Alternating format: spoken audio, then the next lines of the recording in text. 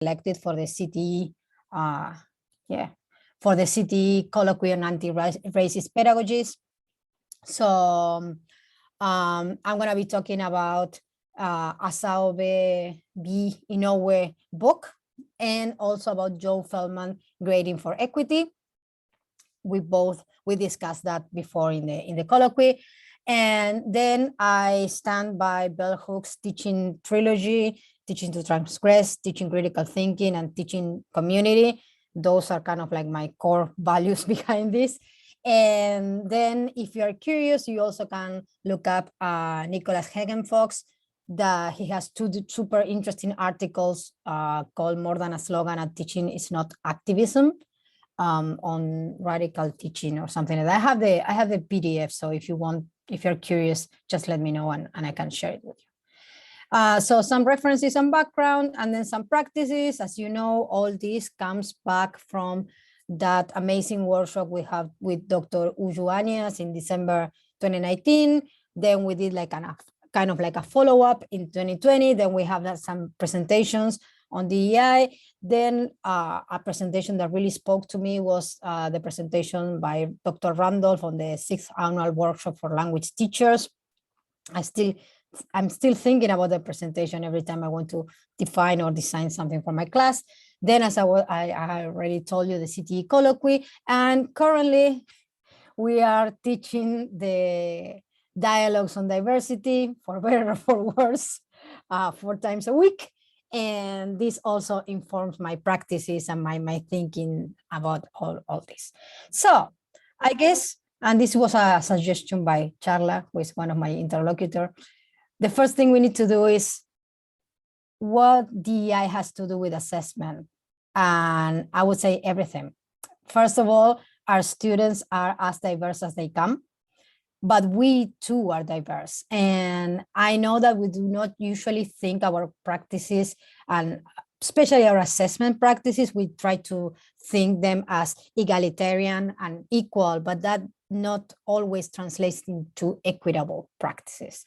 So we like to think of ourselves that by giving a number, we're being impartial, and we're like, okay, if you do the work, you're gonna get an A. If you don't do the work, you're not gonna get an A. That's it.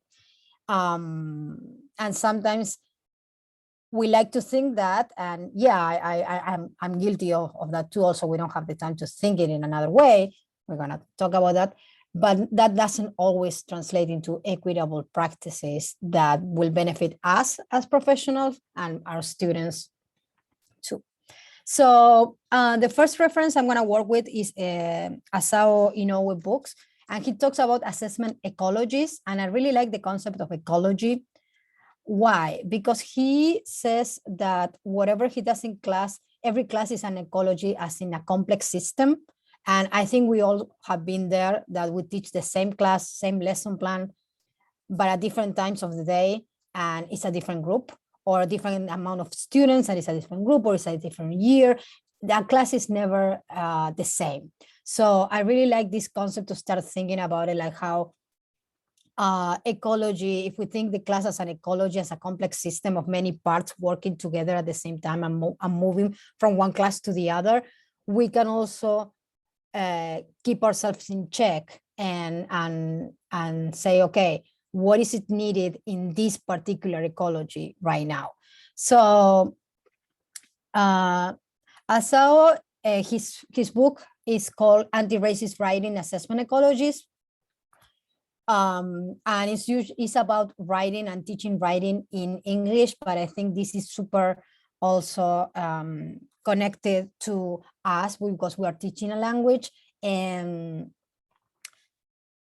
it has some points, like for instance, some teachers, if they have not thought about their practices, they're just looking for themselves in their students, and most of us sometimes we're looking for something that we interpret as excellence because it's what we would look for excellent. They look for themselves because it's what they know. This is a very ancient concept too. Like, I teach the way I was taught, and I look for excellence in my students in the way I define excellence. And that could also have have might be related to a code, to a register. It happens in English, it happens in every language. So there's nothing wrong with teaching a code, but as long as we know it is a code among others, as long as we make it explicit. Like for instance, in my writing class, I have like at least more than half of my students are not interested in writing a literature paper. So why should I be teaching them? Why should I be forcing them to write about literature? It's not only they don't know, they don't want to, they don't know how, because they are not interested in.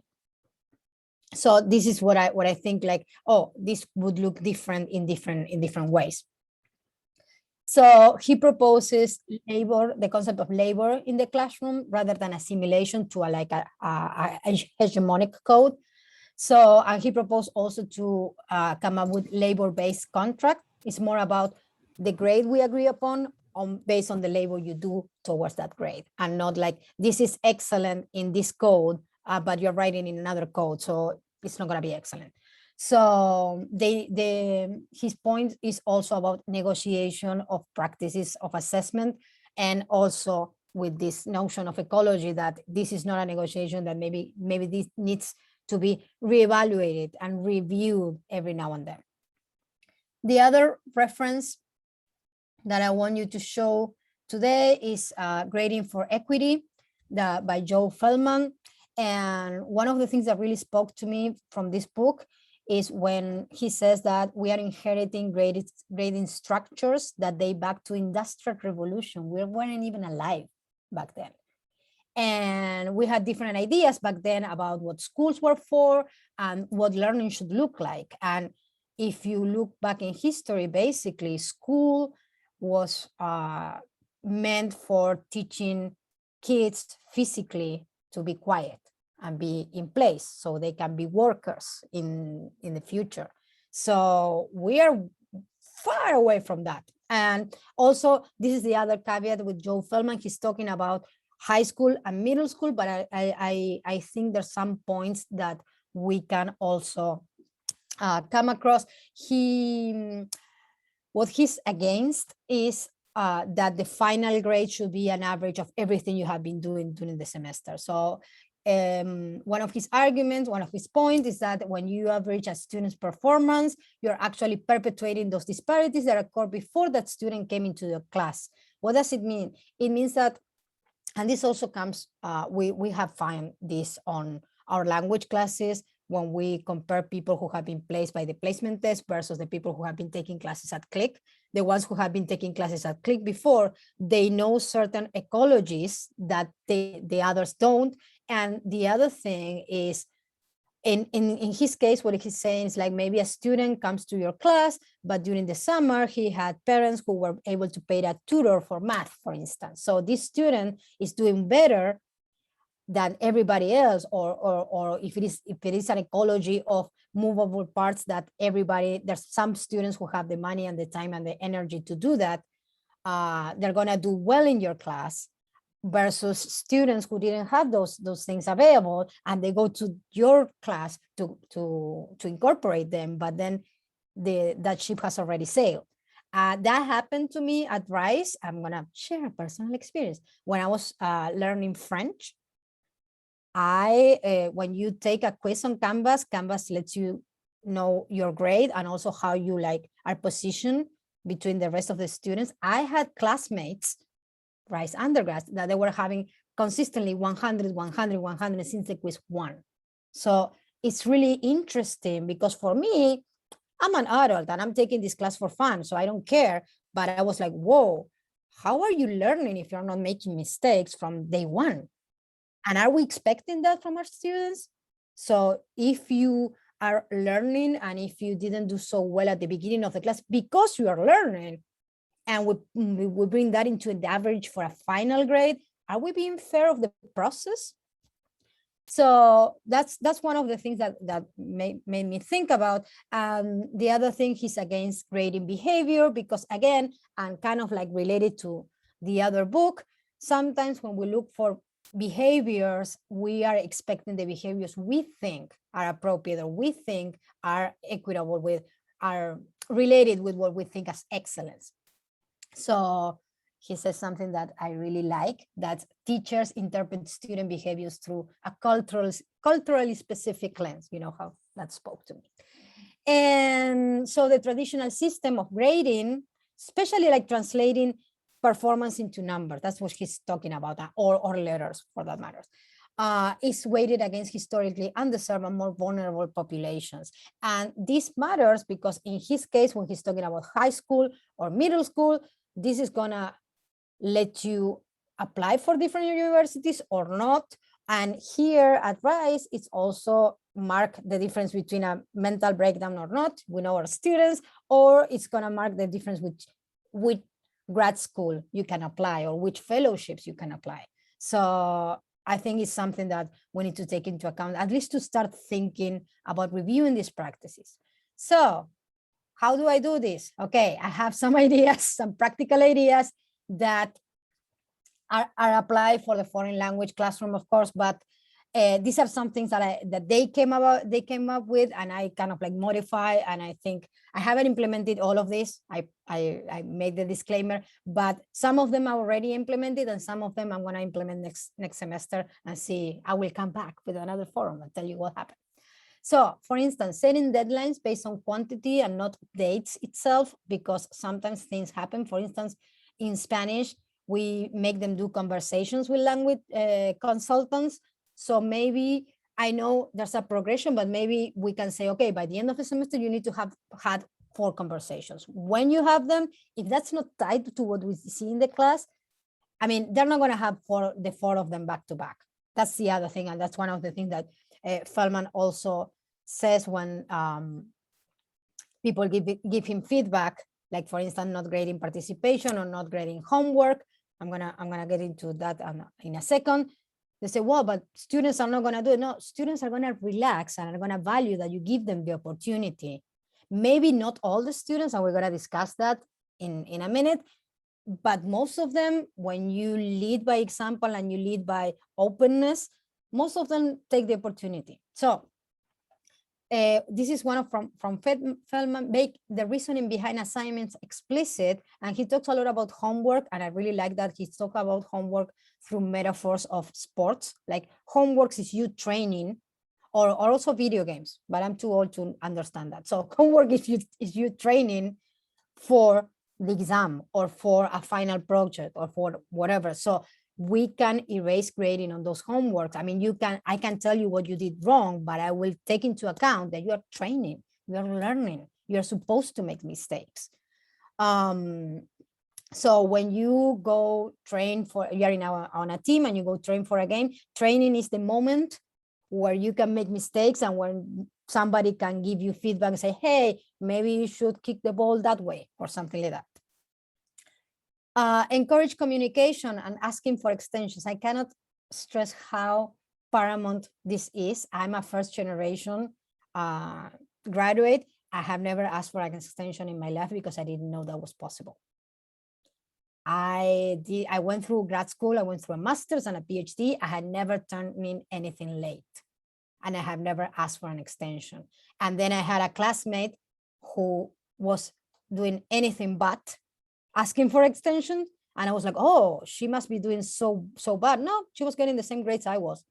And then I was like, oh, you can do this? People actually don't care?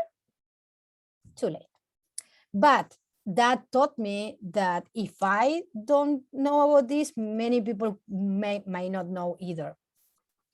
So another thing is when we're talking about progression, we can like play with it and we can say, okay, here is the training period, beginning here, you're gonna get like higher stake assignments. Or one of the things I do sometimes when I get a hold of a class is like I invert the difficulty and we do the most difficult parts at the beginning of the semester. So this is also useful when you're teaching like higher level courses, when they know everything and we can like pick the order and the order doesn't alter the final result. But what I do is like I start with the most complex things when they have their whole energy at the beginning of the semester, and then we go backwards, and by the end of the semester when they are super tired and the energy is not the same, we are like looking at pretty easy things for them to grasp.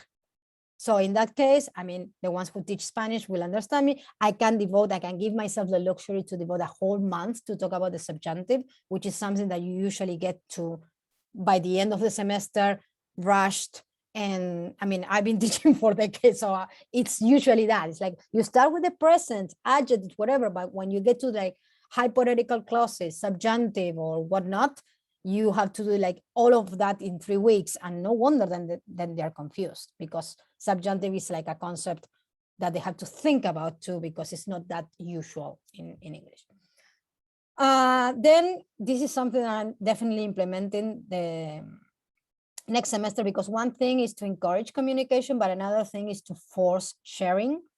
So we can have like a life happens card. Like at some point of the semester, you can use it. I'm not going to ask you a question. You can get away from something. Either you can get an extension, either you can like, I mean, I don't know, you can turn again a text and we can do an average, something.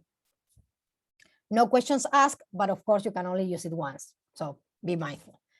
And then related to that, I didn't write that. What happens with the student that never used the card? What happened to me, right? So if you don't use the card, then by the end of the semester, you get like a, I don't know, a bump of 5% of your grade. Like not to discourage using it, but also not to punish the people who didn't need to use it. And then last but not least, moving from behavior monitoring to achievement celebrating. This is something that I did on my writing class last semester. And it's a dumb thing, but they loved it. I factoring in how many pages we wrote throughout the whole semester. And I told them the last day of class, okay, we are like 15 people here in class. Each of you wrote 100 pages. So we have a book together. And they never see that as a progress, because it's like, oh, I'm writing this thing, and whatever. But then, I mean, you did all this work, you did all this labor, and it matters. And now you're writing better, hopefully. You're writing better than the beginning of the semester. But if you don't, you practice, you trained a lot, and I value that too. So those are my ideas on like assessment. And before I go to the questions, I brought questions for you because I'm that teacher. I wanted to talk a little bit more about DEI and what has entailed to do the work. You know that Lucidis and I, we have been like getting ourselves dirty with this. We're in the, ponemos las patas en el lago for that. And I have some thoughts that I wanted to share with you in case you want to discuss with me. Discuss is good. Yeah, discuss is good, debate is bad. I learned that in my DEI classes. So what does it mean to do the work on DEI? It means, for me right now at this point, after doing all these practices, it means 3 things. First of all, it means to read and keep up to date. But reading is reading with your mind, with your eyes, with your hand, and with your heart. I know it sounds beautiful. I should make a t-shirt out of it. Take time to digest and reflect. It means like some materials are going to speak to you, some materials are not going to speak to you. The next one might do. So interact with the text, reflect, digest, take your time, etc. What happens with applications? Sometimes not everything we read about has an immediate practical application. Think about, for instance, the concept of ecologists. It blew my mind, but applying that in a specific way is kind of like harder to do. It's just more like a framework, right? So not everything will have like a practical application, but many things will redefine the way we think about our practices. And last but not least, grow up. Like this is a process and it's never done. It's not like the semester for our students. Bless our students that they finish things in 4 months. So do not expect a pat on the back, because we are just starting, and most of the things we are incorporating are way overdue. So I feel awesome because I'm going to incorporate the get away from jail free card. I'm not going to name it like that. I know the implications of that. I'm not going to name it like that. But then I cannot help but think about all the students who might have needed in the past, and I wasn't able to provide it because I didn't even thought of it. And oppression and segregation and all those things are not, they didn't start with George Floyd, so we are like way behind. So in sum, we have the good, the bad, and the ugly, because I'm an old person and I quote movies. The good, anyone can implement and modify their practices to better accommodate DEI ideas and in any way thinkable. I mean, you can start from whatever. I mean, and again, DEI doesn't mean or doesn't equate or translate to race. It means many more things. The bad, it takes a lot of extra work, also known as time, and the results are not always rewarding. Sorry, I need to bring it up to you. Furthermore, if you think you're working and you're done, you're probably not. And the ugly is not everyone is willing to take this road, because this has happened, perhaps particularly with discussion about race and racism. Sometimes it's formulated in terms of being a good or a bad person, like, oh, I'm a good person because I'm doing this, I'm doing DEI. Oh, I'm a bad person because I'm not doing it. It's not about that. It's the same discussion that we have about racism. It's not, I'm a good person, I cannot be racist. I'm racist because I live within a system of racism. So I cannot escape that. I can be mindful. Yes. I can keep myself in check. Yes. Will I do bad things? Yes, too. So if we are thinking this in terms of like good intentions or bad intentions, or good people versus bad people, we are not thinking it correctly. And in this way, I'm gonna make like, no, this is not correct. I'm not open for debate on this one. And yeah, it takes a lot of extra work, and I'm gonna reshare one of my personal idols, Sarah Ahmed, when she's talking about diversity work in the university system. One of the things is the experience of resistance to diversity work becomes intrinsic to what makes this work work. In other words, if you think you are getting somewhere, maybe you're not doing it right. So coming back to assessment, I have some final questions. These questions are for you, or you also can ask me questions, but they're, I pulled them up from me, but also from these people that I talked to you about. They have like online presentations and their comment sections. So I kind of like brought some things from the comment section, like, this would be cool to like ask it and see what people think. For instance, what are the challenges you might envision if you were to implement any of these practices of equitable assessment practices? Do you fear the power balance might shift, and why? What happens if I fail to recognize a real situation and give a student a pass when they do not deserve one? And last but not least, what is the limit? Who should still not pass a class? So that is all I have. I'm gonna go back to this in case somebody wants to address one of the questions, and I will shut up now. Oh, thank you for the.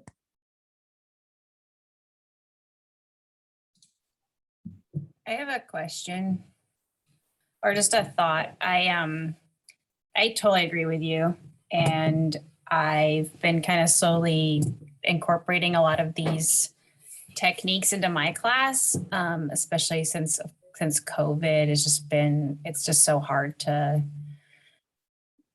there's just so much mental health stuff going on and sickness and all this stuff that it's like, I can't even think about it anymore. If someone's lying to me or not, I'm just gonna, it's real. It's real, whether, it's just been hard. I guess the one thing I was thinking about is, I was thinking exactly about what you said, Lujan, about the conversaciones, the 4 that we have. And I was like, yeah, why do I have these dates for them? I should just say, like, you have to turn in these by the end of the semester. I do really think that allowing students to work on their own time is really valuable. And I think that that's something that we can really do to implement more equity, is just giving people this, the opportunity to work at their own pace. I will say, and this is the truth, I was so unorganized as an undergraduate student. And the one thing I kind of wonder sometimes is, like, I think that those structures helped me a bit.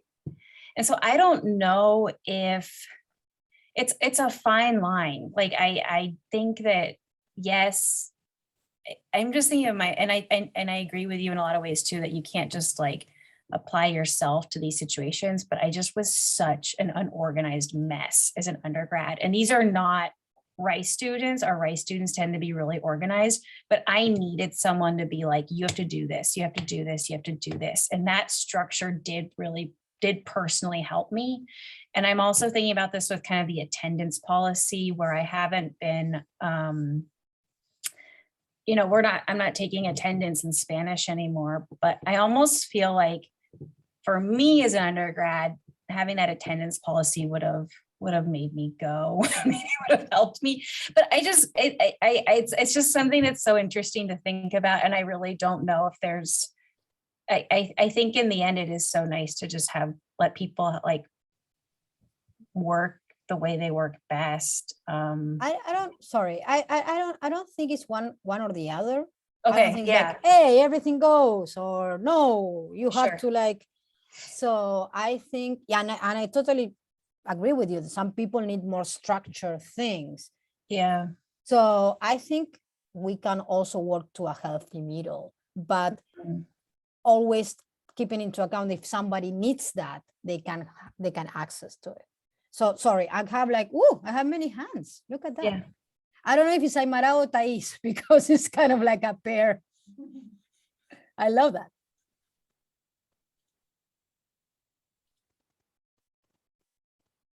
Can you hear me now? Yes, I can. Okay. No, I wanted to say that fortunately many of these things I've been applying without knowing all of these theories, as Absolutely. usually happens. The thing with the conversations, it started very early on when they were supposed to find somebody else who does not have the same schedule that they have. So it became something that they did whenever they could, and there were no deadlines on that. The only deadlines that I do not have extensions on are the deadlines on homework. I tell them that they need to do the homework before the test. Which makes sense. Right? Which makes sense. So before that, I wasn't giving any deadlines at all, because I said, you need to do all of this before the test. It turns out that they don't like that, because as Aja was saying, they want to have some kind of a structure.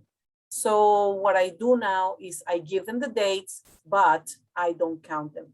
And then I heard a term that they use themselves, that it's a soft deadline. So everything is a soft deadline now. And really they do it whenever they can.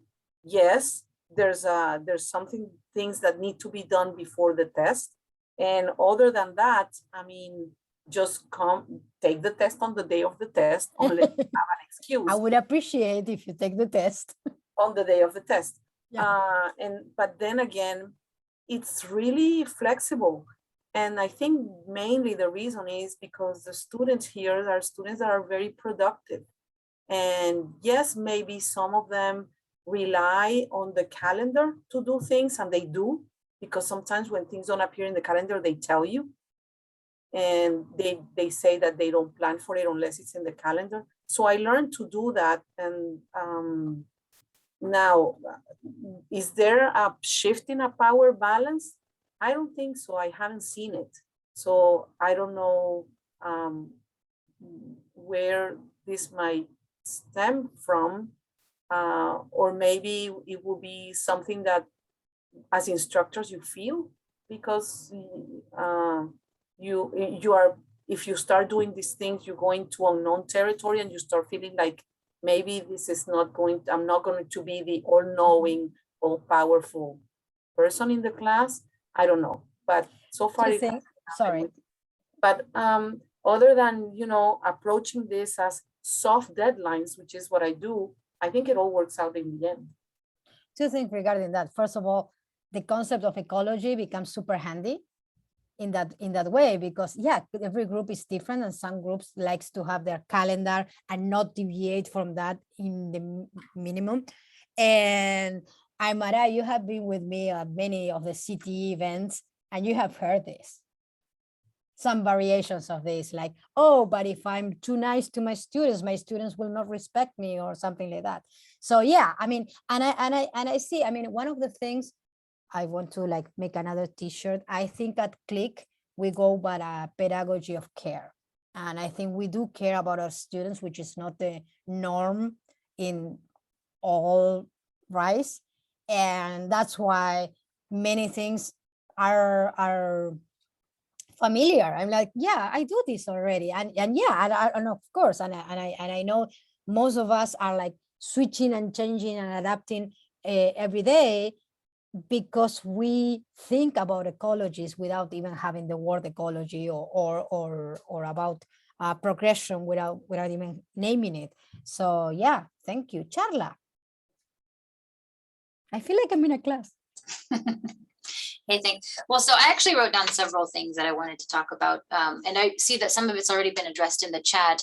So I was just in a CTE book discussion talking about these kinds of things too. And Amanda Jungles, I don't know if y'all know her, was talking about how she adopted something from Alex Bird, who they work with hard and soft deadlines, right? So the compositions are given like a 2-week grading period. So like what Lucides mentions, like it's due during this month, where there is a soft and a hard deadline. So there's some structure, but there's also some flexibility.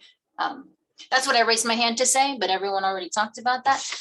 So I just want to, something that I was kind of talking about with Lujan about grading practices is what does the grade reflect at the end of the semester? Is it how much of the assignments that they mastered, or their progress towards learning, right? So I don't know how we think about that.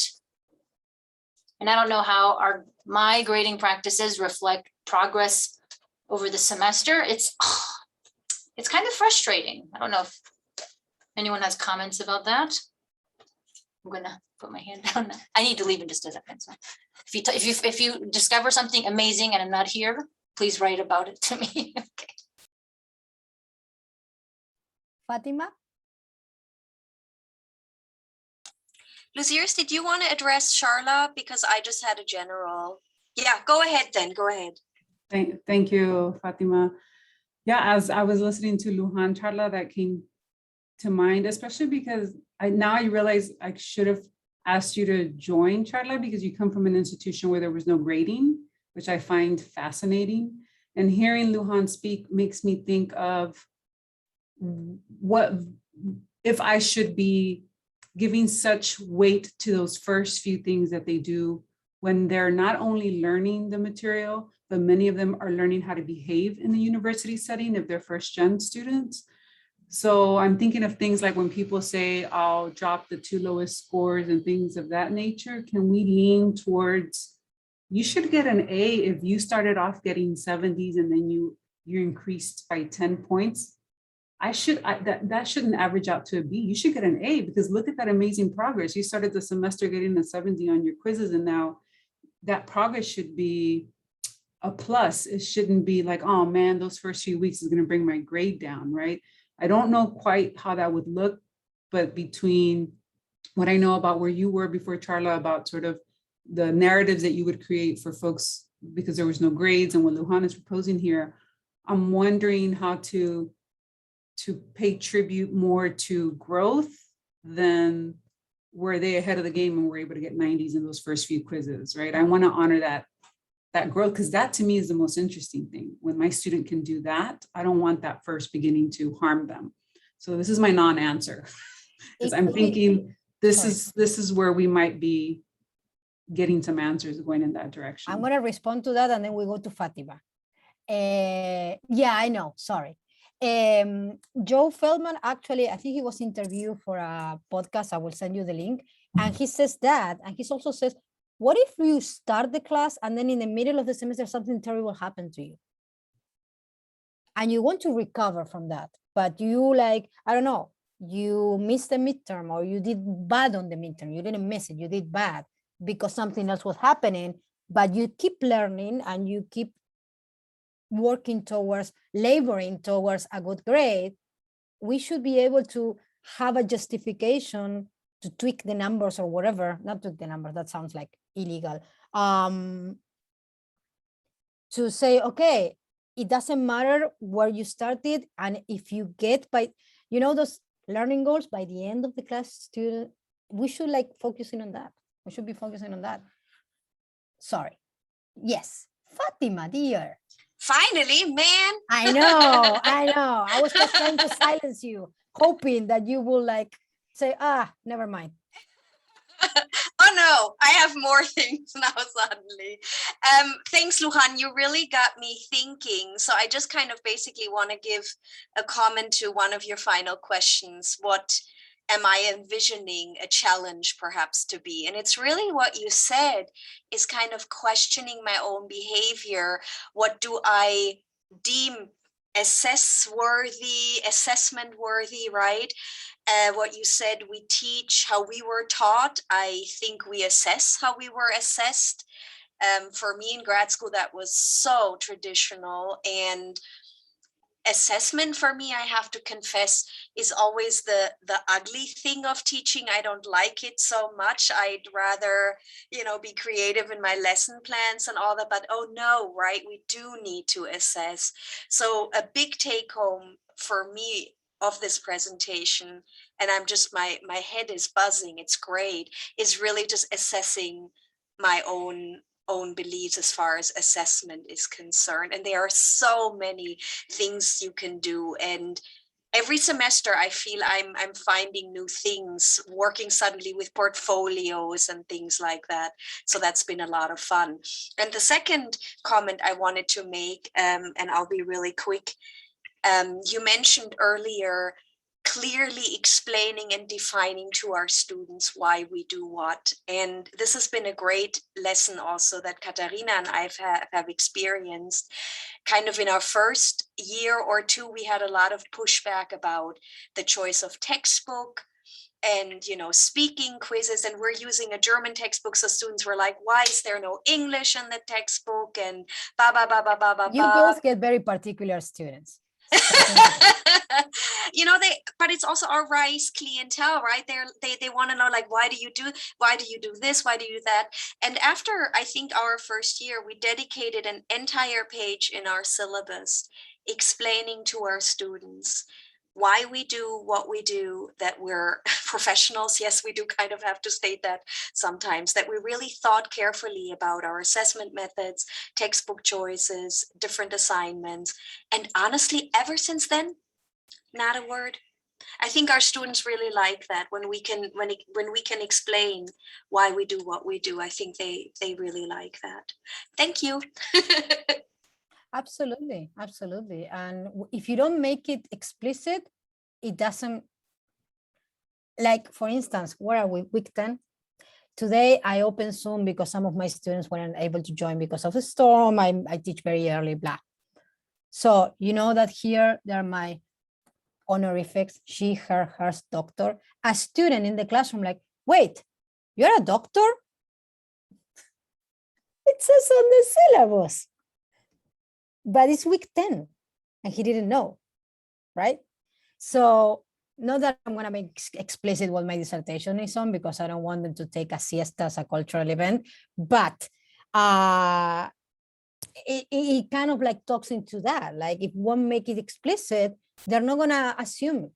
We assume things, they assume other things, right? So, Larissa is making a question. I think Elegy is my TA is helping me address the questions. And Lujan, if I may just add something, what you said, just real quick, making things explicit also forces us to think about things, right? Why do we do what we do? Thanks, Lucius. Yeah.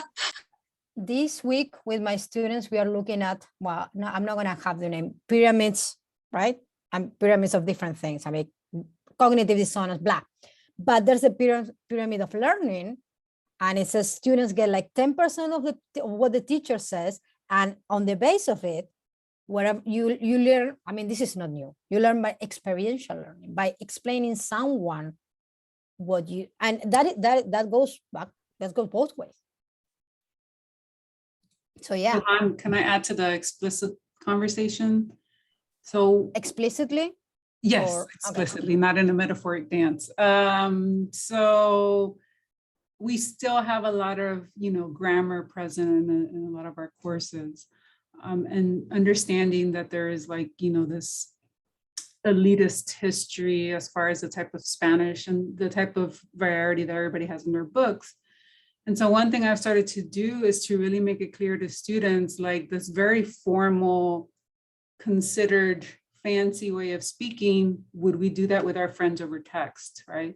So to contextualize language and to say that when I test you, I'm going to give you the context and understand this is just a test, and this is probably just for you to get away with being able to be at an academic conference.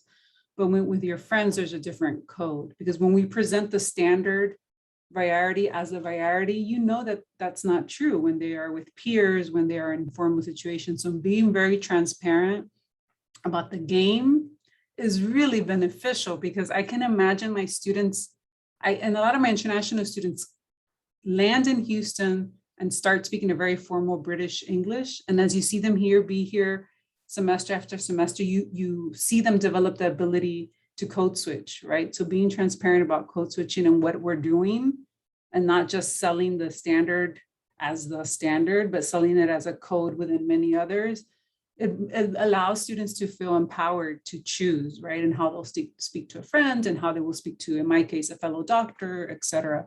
And so I really like that idea, just putting it on the table. This is where you're going to use it. And if you try, I told them, I said, if you come to a family barbecue and you use this very fancy standard Spanish, my family is going to laugh at you and say, why are you being so fancy?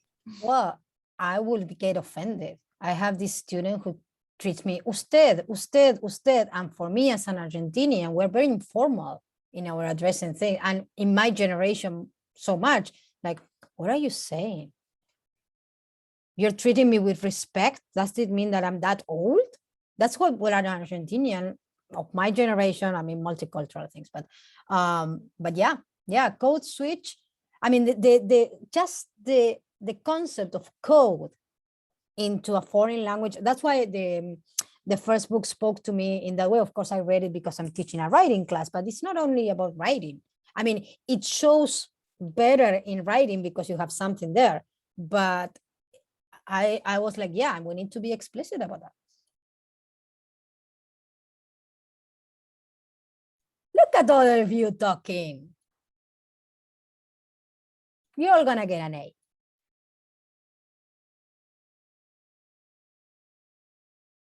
Sorry, I want to address Larissa's comment because I think it's really interesting. And also what Ella G answered. He said, what do you do if a student misses more than 3 classes and does not explain the reasons? As a result, at the end of the program, he asked, how can I improve my grade? Right? We've been there. So I think it's a really interesting question. So Ella, do you want to read your own comment? I don't monopolize. My recommendation would be not to leave these things unaddressed, right? Not to assume that, oh, this is a problem that the student has and I have nothing to do with that. I would not leave it that way, because we know that this is going to have consequences. So I would just address it right there and get to the student and say, hey, you missed last week's classes, so I think you need help catching up. So let's see how we can make up for the classes that you missed. Let's make a plan together for that.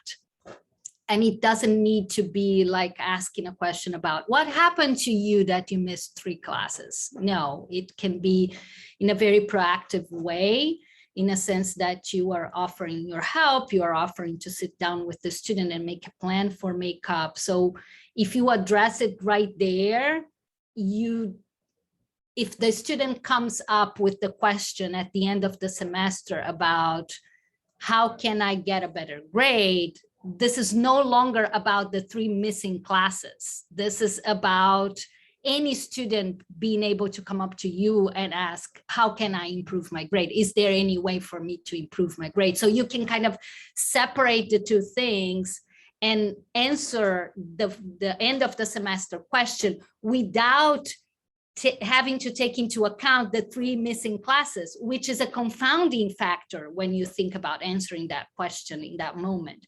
So you need to take that out of your way, because whatever comes up after that is no longer about the 3 days that were missed. Okay, thank you. Yeah, I think it's a really interesting discussion and a really hard discussion that we have to have. That's why my last question was, who should not pass a class, right? Who should, because we might be faced with a situation where it's like, I get it, but I do have, I mean, I know people are leaving and I have to teach too, but I do have a student this semester who, I don't know who this person is. I already emailed them. I mean, this person is registered. So I emailed them before the deadline to drop down the class. I'm gonna email them. Now there's another deadline for pass fail, because this person, sometimes there's an assignment that appears out of the blue from this person. This person has never been to class. I have been contacted from an office explaining like the athlete thing, but kind of like that. And I'm like, I wish I could tell you something, but I have no idea, but I keep reaching out. And when I reach out, this person said, oh, thank you. Yes, I'm going to be staying in the class. And I'm like, well, if you're staying in the class, you need to do this, this, and this. So I will keep you posted. It's a suspense movie. And this is also important because you are recording this communication or this attempt to communicate. Because if anything happens, you have all that documented. You didn't abandon the student out there. And if the student comes, oh, you didn't pass me, I don't deserve this. You are like, look, this is all the many times that I try to reach out. So I think this is also to protect us, right? One of the things Laura taught me, I don't remember Laura's last name. Please, someone help me. Withenthal? Yes. It's like whenever you sense, you know how she speaks, whenever you sense you're going to have a problem, open a Word document and start making a list. Then you can look back at that list and see if something is really happening or not. But if it is happening, and I did that advice came at the best timing ever. I did that on a semester that I have a highly problematic student, a violent one, physically violent one. And yes, it was back in another leadership circle. And then I was able to justify things. At the end, I had to work on a makeup with the student, but I fear for my personal safety. That bad. And you know, I'm not a fearful person, kind of, right? So, but I had my list. I had the list that Laura recommended. So when I got called like, hey, what's happening? Like this. So yeah, archives. Well, we're at exactly the 150 mark, which is perfect timing, like a class. Once again, I'm going to do my little yay emoji. Thank you so much, Lujan. I'm going to get everyone excited about our last speaker. Okay, you ready, Fatima? It's going to be Divya, our old our old colleague, Divya. Like either Divya or Kevin. Kevin or Divya. Divya, Kevin. Divya, Kevin. Divya. Can it be both? So I want to explain a little bit, and I'll say that in the email. I really wanted to make sure that less commonly taught languages were represented. We didn't get colleagues who volunteered from our center, but we're fortunate that we have alumni, former colleagues that represent less commonly taught languages, because I want to respect that the experiences that they have are much different than those of us that teach languages that are much more common and that share, Romance languages, for example, and things like that. So Divya, with the perspective of a less commonly taught language, is going to share with us their journey in trying to incorporate DEI into a less commonly taught language. So we're really grateful for Ella, the support to bring Divya, and then Divya's willingness to come speak to us again. So it'll be a nice reunion. It'll be in November, and I'll send that flyer out. So thank you so much, Lujan. We learned so much from you. We're really grateful. Thank you so much for engaging in conversation. That's where the magic happens. I Yes. think with people. I don't think by myself. Yes. I mean, I do. Well, and but you did the better. you did the labor of going to the CTE, and we get all the fruits of knowing about all the CTE stuff without having to go. So thank you, everyone. Bye.